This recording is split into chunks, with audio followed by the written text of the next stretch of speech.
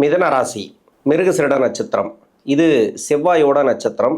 தசா காலங்கள் 7 வருடம். என்னோட கணக்குப்படி நான் 2 வருடம் நான் எடுத்துக்கிறேன். உங்கள் சுய ஜாதகத்தில் என்ன தசா புத்தி இருப்பு இருக்கோ அதை நீங்கள் கணக்கில் வச்சுங்க. 2 வயசு வரைக்கும் செவ்வாய் தசை நடப்பில் வந்தால் பிறகு 18 வருடங்கள் ராகு தசை. 2 + 18 20. 20 வயசு வரைக்கும் உங்களுக்கு ராகு தசை நடைமுறைக்கு வரும். படிக்கிற காலகட்டத்தில் இப்போது தமிழ் புத்தாண்டு, இந்த தமிழ் புத்தாண்டோட கிரக நிலவரங்கள் பார்த்தீங்கன்னா ராசிக்கு 2ஆம் இடத்துக்கு குரு பகவான் பயிற்சி ஆகிடுவார். 10ஆம் இடத்துல சனி பகவான், 9ஆம் இடத்துல ராகு, 3ஆம் இடத்துல கேது. அது மாதிரி கிரக நிலவரங்கள் உங்களுக்கு நல்லாவே இருக்குது. இப்போ தசாபுத்தி ரீதியாக இந்த தமிழ் புத்தாண்டு எப்படி இருக்கும்? இப்போ ராகு தசை படிக்கிற காலகட்டத்தில், ஏன்னா குரு ரொம்ப முக்கியமாக பார்க்கணும். இப்போ ராகு தசையில் பின்னாடி வரக்கூடிய 6 வருடத்தில் தான் இருப்பீங்க. படிப்பில் எந்த வித பாதிப்பும் கிடையாது. நிறைய பேருக்கு நல்லாவே இருக்கும். ஏன்னா கோச்சார கிரகங்களில் குரு நல்லா இருந்தாலே போதும். அவர் உச்சமாயிட்டார்னா உங்களுக்கு சிறப்பான ஏற்றங்கள். இதுக்கு முன்னாடி நிறைய அரியர் வச்சுருக்கலாம், தடை தாமதத்தை கொடுத்துருக்கலாம். இதெல்லாமே இப்போ நல்லாயிருக்கும். இப்போ வெற்றி வாய்ப்புகளை படிப்பு ரீதியாக பார்க்க போகிறீங்க. படிப்பில் ஒரே வார்த்தையை சொல்லலாம், அருமையாக இருக்கும். படிக்கிற காலகட்டத்தில் இருக்கிறவங்களுக்கு, இந்த மிருகசிருட நட்சத்திரக்காரர்களுக்கு அவ்வளோ சிறப்பாக இருக்கும். 20 வயசுலேருந்து 36 வயசு வரைக்கும் குரு தசை. இப்போ குரு தசை இந்த ராசிக்கு 7ஆம் அதிபதினு சொல்லக்கூடியவர். மிதுன ராசிக்கு 10க்குடைய கிரகம்.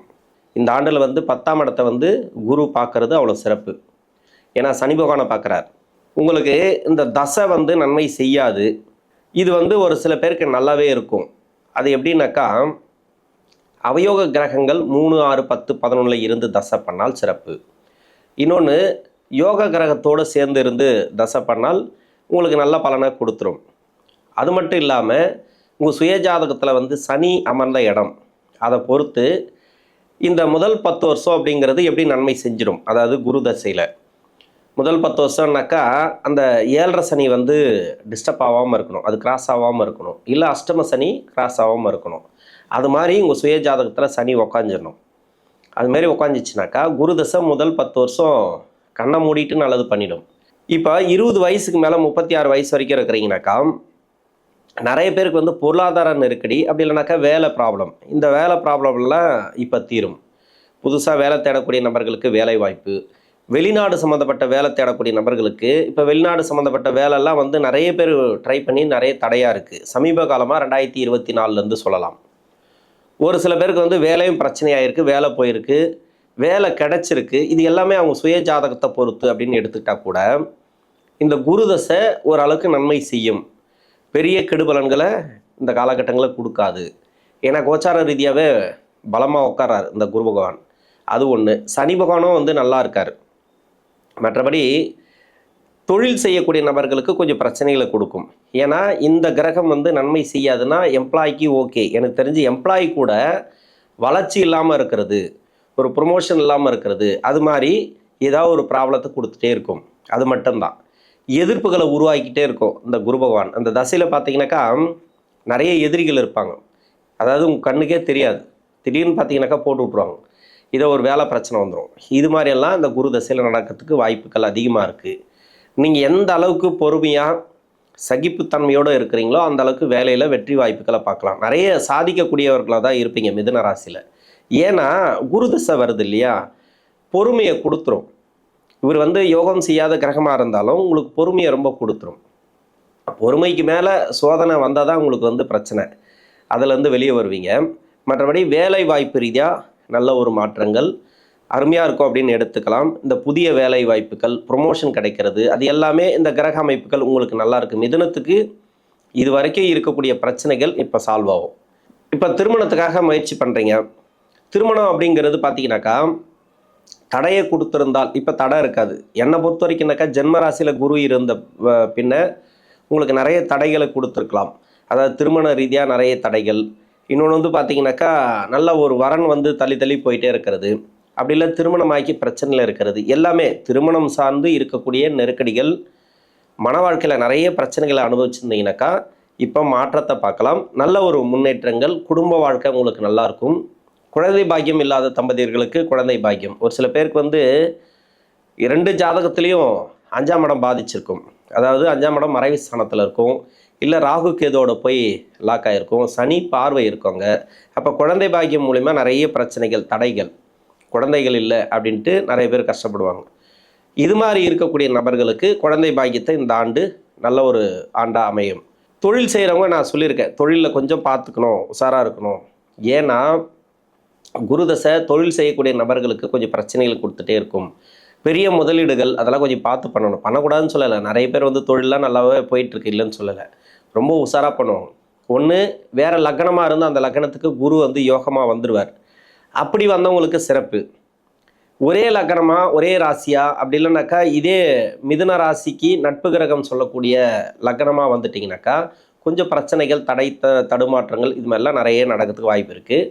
அதில் கூட முதல் 10 வருஷத்தில் நல்லாவே இருக்கும் அப்படின்னு எடுத்துக்கலாம். பின்னாடி வரக்கூடிய 6 வருடம் இருக்கு இல்லையா, அது நிறைய சோதனைகளை கொடுத்துரும். அந்த காலகட்டங்கள் தான் கொஞ்சம் உஷாராக இருக்கணும். பின்னாடி இருக்கக்கூடிய 6 வருஷத்தில் இருக்கிறீங்கனாக்கா தடைகள் உண்டு, ஆனால் பெருசாக போராட்டங்கள் இருக்காது, பெரிய முன்னேற்றங்களை கொடுக்காது, ஓரளவுக்கு தான் வளர்ச்சிகளை கொடுக்கும் அப்படின்னு எடுத்துக்கலாம். நீங்கள் சுயதொழிலில் எந்த அளவுக்கு நீங்கள் பார்த்து பண்ணுறீங்களோ அதுக்கேற்ற மாதிரி முன்னேற்றங்கள். இன்னொன்று, வெளிநாடு சம்மந்தப்பட்ட வேலைக்கெல்லாம் முயற்சி பண்ணிங்கன்னா வெளிநாடு சம்மந்தப்பட்ட வேலை கிடைக்கும். வெளிநாட்டில் இருக்கக்கூடிய நபர்கள் பிஸ்னஸ் எல்லாம் பண்ணிகிட்டு இருக்காங்க, ஒரு சில பேர் அங்கே போய் பிஸ்னஸ் பண்ணுறவங்க இருக்காங்க. அதனால் அவங்களுக்கெல்லாம் ஓரளவுக்கு பரவாயில்ல அப்படின்னு எடுத்துக்கலாம். 36 வயசுக்கு மேலே 55 வயசு வரைக்கும் சனி தசை. சனி தசை இந்த ராசிக்கு 8ஆம் அதிபதினு சொல்லக்கூடியவர், 9ஆம் அதிபதினு சொல்லக்கூடியவர், பாக்கியஸ்தானாதிபதி. 8 குடைய கிரகம், அஷ்டமாதிபதி தசையா அப்படின்னு பயப்படக்கூடாது. 8ஆம் அதிபதி இன்னொரு பாவத்துக்கு, அதாவது 1, 5, 9 வந்துட்டார்னா நன்மையை செஞ்சிருவார், மிகப்பெரிய நன்மை செஞ்சிருவார். என்னை பொறுத்த வரைக்கும் மிதுன ராசிக்கு பாக்கியஸ்தானாதிபதி இந்த சனி பகவான் நல்ல ஒரு பலன்களை கொடுக்கக்கூடியவர். 8ல் உட்காரும்போது 8 குடைய பலன்களை கொடுக்குறவர் இவர் தான். அதிகபட்சமாக எந்த கிரகமும் அது மாதிரி கொடுக்காது. 8ஆம் அதிபதி 8ஆம் இடத்துலேருந்து தசை பண்ணால், ஆட்சி பெற்று தசை பண்ணால் அவ்வளோ சிறப்பாக இருக்கும் அந்த தசைங்கிறது. ஆனால் இவர் மட்டும்தான் 8ஆம் இடத்துல ஆட்சி பெற்று தசை நடத்தினா 2 பலன்களை கொடுக்குறார். கஷ்டத்தையும் கொடுக்குறாரு, நல்லத்தையும் கொடுக்குறாரு, அது மாதிரி இருக்கும். ஆனால் பாக்கியஸ்தானத்தில் உட்கார்றது நல்லது. அந்த நட்சத்திராதிபதி நல்லா இருக்கணும். சரி, யோகாதிபதினு சொல்கிறீங்க, ஆனால் யோகமே செய்யலை, எனக்கு சனி தசை ரொம்ப பிரச்சனை கொடுக்குது.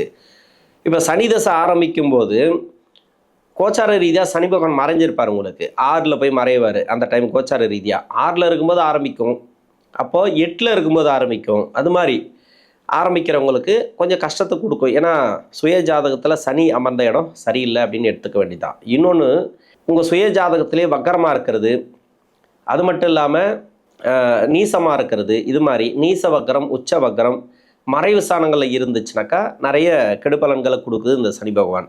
அது மாதிரி இருக்கிறவங்களுக்கு ஓரளவுக்கு பரவாயில்ல. ஏன்னா கோச்சார கிரகங்கள் உங்களுக்கு ஓரளவுக்கு நன்மை செய்யக்கூடிய அமைப்பில் தான் இருக்குது. இது பொதுவாக சொல்லணும் அப்படின்னாக்கா குருவுடைய நகர்வுகள் நல்லா இருக்குது, இன்னொன்று சனியுடைய நகர்வுகள் நல்லா இருக்குது, இருக்கிற இடம் எல்லாமே.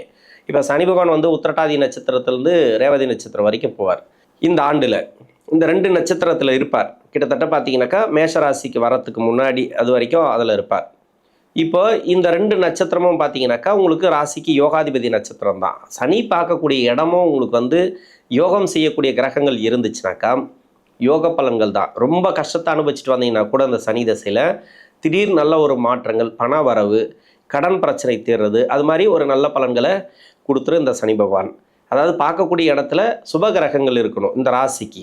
அதில் சூரியன் சந்திரன்லாம் இருந்துச்சுன்னா கொஞ்சம் போராட்டங்களை கொடுக்கும். அதாவது உங்கள் சுய ஜாதகத்தில் சனி சரியில்லைனா மட்டும் அதை மட்டும் கொஞ்சம் நம்ம பார்த்துக்கணும். மெயினாக பார்த்தீங்கன்னாக்கா இந்த காலகட்டம் அப்படிங்கிறது ஓரளவு பணம் வரக்கூடிய காலகட்டம் அப்படின்னு சொல்லலாம் அந்த சனி பகவான் தசையில். ஏன்னா இது பாக்கியாதிபதி முடிஞ்ச அளவு காப்பாற்ற தான் பார்ப்பார். வெளிநாடு சம்மந்தப்பட்ட வேலை இல்லைனாக்கா அங்கே இருக்கிற தொழில் எல்லாமே உங்களுக்கு நல்லாயிருக்கும். அதாவது இங்கே இருக்கக்கூடிய நபர்களுக்கு சரி, இல்லை வெளிநாட்டில் இருக்கிறவங்களுக்கு வேலை தொழில் ஓகே பரவாயில்ல. இதில் முதல் 10 வருஷம், பின்னாடி 9 வருஷம், இந்த 10 வருஷம் இருக்கு இல்லையா, இது நல்லா இருந்தது அப்படின்னாக்கா பின்னாடி 9 வருஷத்தில் கொஞ்சம் கவனமாக இருங்க. முன்னாடி 10 வருஷம் ரொம்ப கஷ்டத்தை கொடுக்குது அப்படின்னாக்கா லக்னம் வேறவாக இருந்தால் பின்னாடி இருக்கக்கூடிய 9 வருஷம் ஓரளவுக்கு பரவாயில்ல அப்படின்னு எடுத்துக்கலாம். ஏன்னா 7 சனி ஆரம்பிக்கிறதுக்கு இன்னும் 4 வருஷத்துக்கு மேலே இருக்குது உங்களுக்கு. அதனால் நீங்கள் பயப்பட தேவையில்லை. சனி தசைங்கிறது நல்ல ஒரு முன்னேற்றங்களை கொடுக்கும். இப்போ சுப விசேஷம் அதிகமாக நடக்கிறது, வீட்டில் சுப செலவுகள், பசங்களுக்காக செலவு பண்ணுறது, இதெல்லாமே நல்ல ஒரு மாற்றங்களாக நீங்கள் எடுத்துக்கலாம். 56 வயசுலேருந்து 62 வயசு வரைக்கும் 17 வருடங்கள் புதன் தசை. இந்த ராசிக்கு புதன் ராசி அதிபதி 4ஆம் அதிபதி. இந்த மிருகசீரிட நட்சத்திரக்காரர்களுக்கு இந்த தமிழ் புத்தாண்டில் மிகப்பெரிய ஒரு மாற்றங்களை கொடுக்க போகுது. நல்ல ஒரு சுப விசேஷங்கள் நடக்கும். வீட்டில் சுப காரியங்கள் நிறைய கைக்கூடி வரும். பசங்களுக்கு அதாவது வாரிசுகளுக்கு திருமணம் பண்ணணும் அப்படின்னு பார்த்துருப்பீங்க. திருமணமே கூடி வரலன்னா இப்போ திருமணம் கூடி வந்துடும். நிறைய இருக்கிறதுலே உங்களுக்கு அருமையான மாற்றம் அப்படின்னு சொன்னால் அது புதன் தசை தான். சொத்து சம்மந்தமான பிரச்சனைகள் தீரும். இன்னொன்று உடல்நலம் சம்மந்தப்பட்ட பிரச்சனைகள். ஒரு சில பேருக்கு கடன் கொடுக்கல் வாங்கல பிரச்சனைகள் வந்திருக்கு. பணம் சம்மந்தப்பட்டதில், அதாவது கொடுத்த பணம் வரலை, இப்போ வரும். வேலை நல்லாயிருக்கும், தொழில் நல்லாயிருக்கும். இந்த புதன் தசையில் புதனை பொறுத்த வரைக்கும் என்னன்னாக்கா ராசிக்கு 4ஆம் அதிபதினு சொல்லக்கூடிய வேலையை சொல்லக்கூடிய கிரகம். பெரும்பாலும் இவர் நல்ல ஒரு வேலை வாய்ப்புகளை கொடுப்பார். இப்போ வேலை இல்லாதவங்களுக்கு வேலை. ஒரு சில பேருக்கு 2024 வேலை பிரச்சனை வந்திருக்கு. வேலை மாற்றங்களை எதிர்பார்த்துருக்கீங்க. அந்த வேலை மாற்றங்கள் இப்போ நல்லாயிருக்கும். வீட்டில் ஒரு தொழில் அமையிறது, ஒரு இடம் வாங்கிறது, அப்படி இல்லைனாக்கா பசங்களுக்கு வேலை கிடைக்கிறது, அது மாதிரி ஒரு நல்ல ஒரு முன்னேற்றங்கள் நடக்கிறதுக்கான வாய்ப்புகள் அதிகமாக இருக்குது. இதில் ஒரு சில பேருக்கு சொத்து சம்மந்தமான பிரச்சனைகள்னாக்கா அந்த பூர்வீக சொத்தில் இருக்கக்கூடிய பிரச்சனைகள் அது எல்லாமே கூடி வரும் இந்த காலகட்டங்களில். சொத்து சம்மந்தமாக என்னென்ன ப்ராப்ளம் இருக்கோ, இடம் விற்காமல் இருக்கும், ஒன்று பழைய இடத்த விற்றுட்டு புது இடம் வாங்கணும்னு நினச்சிருப்பீங்க. இது எல்லாமே இப்போ மாற்றங்கள் கொடுக்கும். இந்த காலகட்டங்களில் பண வரவுகளை கொடுக்கக்கூடிய காலம். 72 வயசுலேருந்து 79, 80 வயசு வரைக்கும் கேது தசை. இந்த கேது பகவான் உங்கள் சுய ஜாதகத்தில் இந்த ராசிக்கு செவ்வாயோட வீட்டில் இருந்தால் உடல்நலம் பாதிப்புகளை கொடுக்கும் இந்த ஆண்டை பொறுத்த வரைக்கும். இது மருத்துவ செலவுகள், மற்றபடி பார்த்தீங்கன்னாக்கா பணப்பிரச்சனை ஒரு சில பேருக்கு வர்றது வாய்ப்பு இருக்குது. செவ்வாயோட வீட்டில் இருந்து தசை பண்ணால் மட்டும் கொஞ்சம் கவனமாக இருக்கணும். மற்றபடி வேறு எங்கே இருந்து தசை பண்ணாலும் இந்த மிருகசீரிட நட்சத்திரக்காரர்களுக்கு கேது தசைனால் ஒரு ப்ராப்ளமும் கிடையாது. அருமையாக இருக்கும். வேலை வாய்ப்பு, இந்த வயசில் வேலை செய்கிறீங்கன்னா வேலை நல்லாயிருக்கும். உடல்நலம் சம்மந்தப்பட்ட பிரச்சனைகள் இருந்துச்சுன்னா அந்த உடல்நலம் சம்மந்தப்பட்ட பிரச்சனைகள் இருக்காது. மருத்துவ செலவுகள் கம்மியாகும். மனசு அமைதியாக இருக்கும். இப்போ தூக்கம் இல்லாத பிரச்சனைகள்லாம் நிறைய இருக்குது இல்லையா, அதெல்லாம் மாறக்கூடிய வாய்ப்புகள் அதிகமாக இருக்குது. இந்த மிதுன ராசியில் இருக்கக்கூடிய மிருகசீரிட நட்சத்திரக்காரர்களுக்கு தசாபுத்தி ரீதியாக இந்த தமிழ் புத்தாண்டு நல்ல ஒரு மாற்றங்களை கொடுக்கக்கூடிய ஆண்டாக அமையும். நன்றி.